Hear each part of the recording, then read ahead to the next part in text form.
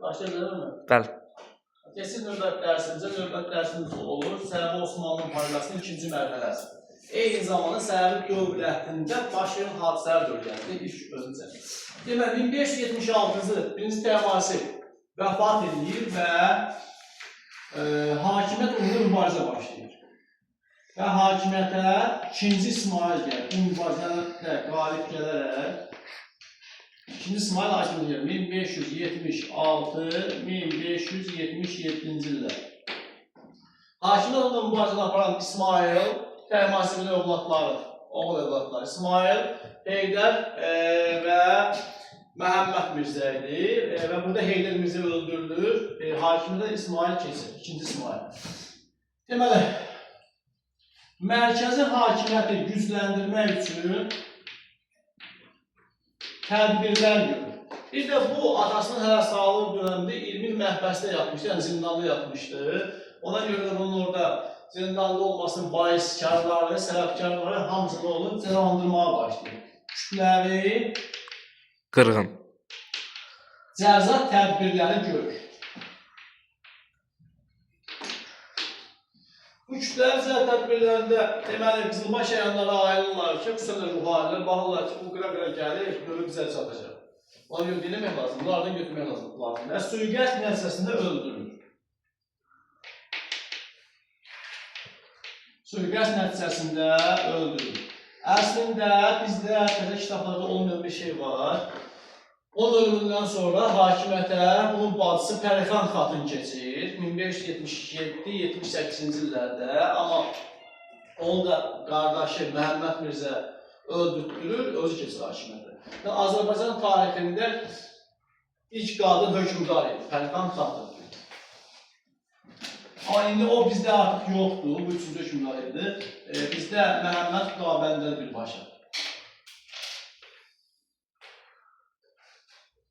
Məhəmməd Qabəndər hakimiyyəti 1578-1587. Baxaq, hakimiyyətlərdə baxın. Görün ki, hakimiyyətləri var. 7-8-8-7. O tərəfdən 7-8, bu tərəfdən 8-7. Bu da zevkanlı, yadımda qalsın. Bunun dövründə deməli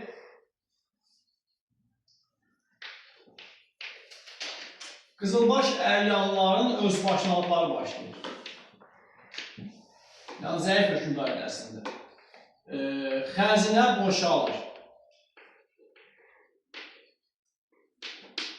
Sonra mərkəzi hakimiyyət zəifləyir.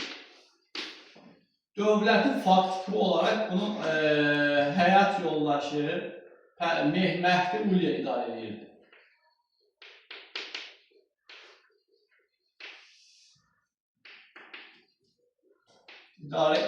Mehdi Ulya hətta Ali Divanın vəkil vəzifəsinə qədər yüksəlmişdir.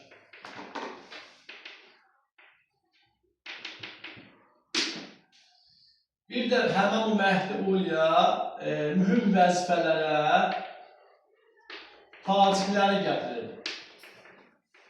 Yəni farsları. Bu da Salman Mirzənin tövsiyəsi göstərir ki, rəhbərliyi altında eləyirdi bunu. Yəni, belə baxırıq, dövlətin vəziyyəti çox pisdir.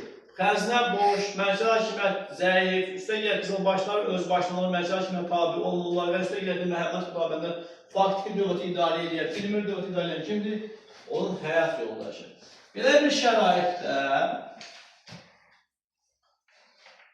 o şəraitlər bilməmişdən qabaq nə şeydir? 1577-ci ildə Gündüzgilin üsyanı baş vermişdir. Deməli, Kürt qiyamı baş verir.